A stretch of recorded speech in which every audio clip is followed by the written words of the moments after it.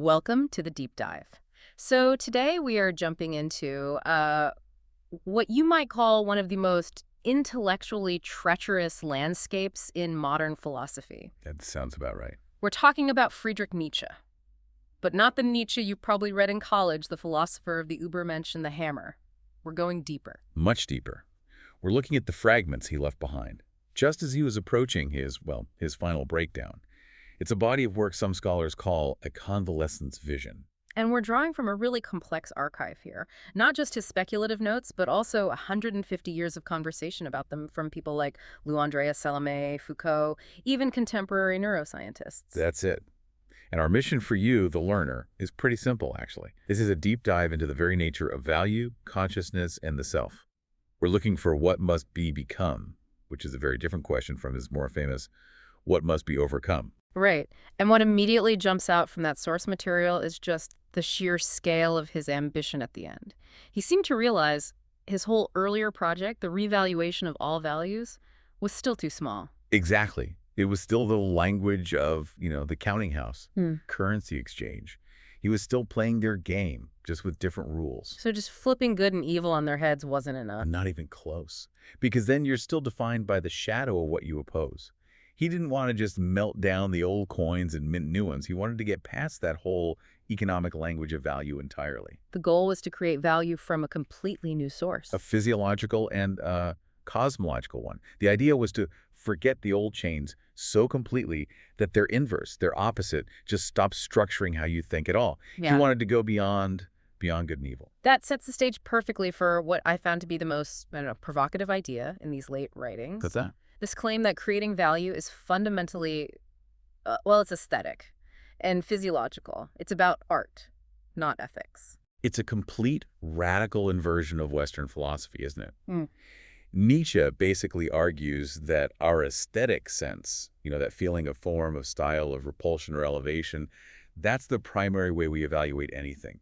It's way older and deeper than morality. He has that great line in the Fragments. Oh, I know the one. Ethics is merely aesthetics that has forgotten its origin. That's it. It's so powerful. It really is sticky. It suggests that when you have that immediate gut-level disgust at an act of cowardice, or you feel that instant lift from watching someone do something with masterful grace, that's the real judgment. Yeah, it's the primal aesthetic judgment, yes. The moral labels, good or bad, those just get slapped on later. They're simplification for social reasons, for communication. Which ties directly into the creative act, then. The true value creator isn't some moral accountant. No, not at all. They operate like a great artist. They draw from this impersonal reservoir, what he calls the Dionysian abyss. The hand moves with a logic that comes before any conscious thought or intention. Value isn't a choice. It's an expression of a deep internal necessity. So the ultimate value becomes style, perfect function. Yes. A seriousness that is, as he writes, serious as a dancer is serious, as a predator is serious, as a storm is serious. It's pure competence, totally divorced from the moral labels we try to attach to it. And this is what gets him to this idea he calls the physiology of the future. Right. He demands that philosophy has to be the confession of its author's body. He's looking back at his own work and seeing his body everywhere. His weak eyes made him suspicious of these grand, eternal, unblinking truths. Exactly. And his chronic headaches taught him about necessity, about limits. His famous solitude wasn't, some noble choice of character. It was a physiological need. He just couldn't stand being around people for too long. It's such a humbling way to think about philosophy, isn't it? He says your soul is just the name your body gives to its highest functions. He's not trying to escape his illness. No, he's using it. He's asking whether your specific physiology, even with all its flaws, produces ascending life or descending life. That is the core insight. And it leads to that really controversial claim that there's a kind of health that's just too shallow for profound thought. And conversely, a kind of sickness that can see further than any health. He's saying, I'm sick, but because I say yes to life, I'm spiritually healthier than the healthy person who says no. Precisely.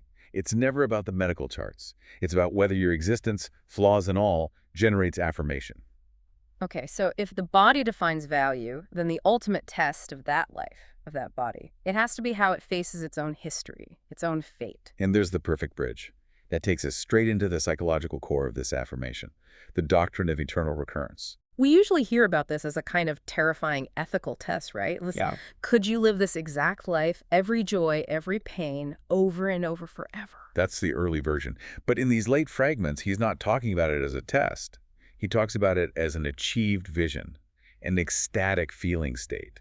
So he moved beyond the thought experiment and actually felt it. He did. There's this one specific moment he writes about near Sir Lely where it just hit him. This feeling that everything terrible, everything he'd suffered was absolutely necessary. It was aesthetically perfect, like a harsh chord that had to be in the symphony of his life. So amor fati, the love of fate, it stops being a command, you must love your fate, and it becomes just a reality. The spontaneous one, yeah. You become the kind of being who wouldn't subtract a single moment of pain because you realize that moment was essential to creating the very person you are now. But hang on, doesn't that sound dangerously passive? If I just love my fate, why would I ever try to change anything? It seems to contradict his whole idea of self-overcoming. That's the crucial tension. And the source material is very clear on this. It is not passive acceptance. It's an active, creative participation. How so? When you will the eternal return, you recognize that your active willing, your decision to affirm it right now, is itself part of the chain of causes that makes the return happen. It's like a retroactive act of authorship. So you're living in the present as if it's eternity. Yes, and in doing so, you transform the past by deciding what it will have meant. Okay, so if I fail spectacularly at something, I don't just say, oh, well, fate. I say, that failure was the absolute necessary precondition for the wisdom that let me succeed later. I'm writing the meaning of my own past. You've got it. The past stops being a fixed burden and becomes a resource. But, and this is key, he says this is only possible from a state of abundance. Meaning you have to be strong enough to afford it. Overflowing with strength, with so much spiritual richness that nothing can deplete you. A poor spirit hoards and fears loss. A rich spirit, the one capable of amor fati, experiences loss as just expenditure, a gift. It has too much, so it can affirm everything. Okay, now let's make the jump. This is where the archive gets uncanny, because it shows how predictive he was. Let's talk about consciousness. Right. In the notebooks from 1885 to 87, he develops this hypothesis that sounds like it was written last week by a cognitive scientist. He asks that simple question, why do we even have consciousness? And his theory is that it didn't arise for individual survival. I mean, our unconscious processes handle that just fine. It arose for social coordination. It's the public relations department of the psyche, that's his phrase. It translates the body's deep wisdom into a simplified, communicable format for the group. And in doing so, it has to simplify, even falsify reality just to make it speakable. And this is where the modern science comes in. The synthesis reports from the archive they line up the confirmations. On three huge fronts. Let's start with the constructed self. Okay, lay out the evidence for the learner. What did he intuit that science now confirms? Well, Nietzsche flat out claimed the unified self is a fiction, and neuroscience confirms this. Researchers like Damasio and Northoff show that the self is a distributed process. It's a neural achievement built moment by moment. It's not a little CEO in your head. And the split brain studies show how fragile that unity is. Exactly. Our feeling of having a single constant I is just a useful story the brain's narrative centers tell us. Okay, what about free will? This is a huge one. It is. Nietzsche intuited that the decision is already made before we become conscious of it. And this is basically what Benjamin Libet's experiments showed. We now know that the readiness potential, this burst of brain activity signaling a decision, it begins up to half a second before you're consciously aware of deciding. So what I experience as me deciding is often just my conscious mind catching up and inventing a reason for what my body was already doing. That is precisely the implication, and that leads directly to the third confirmation, his genealogy of morality. He claimed our values are imperatives disguised as indicatives, disguised commands. Meaning, we think we're stating a fact, stealing is wrong, when we're actually just issuing a command based on an emotional reflex, do not steal. And modern psychology backs this up. Completely. Jonathan Haidt's social intuitionist model, for example. He shows through experiments that our moral judgments are incredibly fast, emotional responses. The reasoning part, the justification that happens post hoc after the gut has already decided. Wow, so his inversion is correct. You have to start with the body. Consciousness is just the mouthpiece. So what happens when you unleash ideas this explosive into the world? They get used. And misused. For 140 years, let's unpack that aftermath. Okay, based on the documents, what are the biggest dangers and corrections we see? Well, You have the obvious dark appropriations, the fascist reading, which it just biologized his call for spiritual excellence and twisted it into a crude justification for racial dominance. But the archives spend a lot of time on something they call a more insidious threat. The neoliberal appropriation. Nietzsche as the guru for the hustle culture, corporate ladder climber. Exactly. The synthesis paper calls this perhaps the most dangerous appropriation because its inversion of his values is invisible. It takes this monumental spiritual task of self-overcoming and reduces it to market logic, productivity hacks, personal branding. The ultimate irony, using the guy who despised the merchant mentality to justify being a better merchant. A cruel irony, yes. Yeah. But the documents also show how his method became incredibly useful for people who completely rejected his politics. Right. Figures like Simone de Beauvoir and bell hooks. Crucially, yes. They took his core tools, genealogy, the critique of resentment, and used them to dismantle gender and race ideologies. They loved the method, but gave it a necessary materialist correction. And what was that core correction? They basically stressed that self-creation, that Übermensch project, it requires political and material change first. You can't just demand individual will. You can't ask the enslaved to practice amor fati if their fate is a direct result of an injustice that can and should be fixed. Freedom has to come first. Freedom first, then self-affirmation. And finally, that brings us to the modern heirs, the transhumanists. Right. Nick Bostrom points out the obvious similarity. The goal is overcoming the human. But the method is the key difference.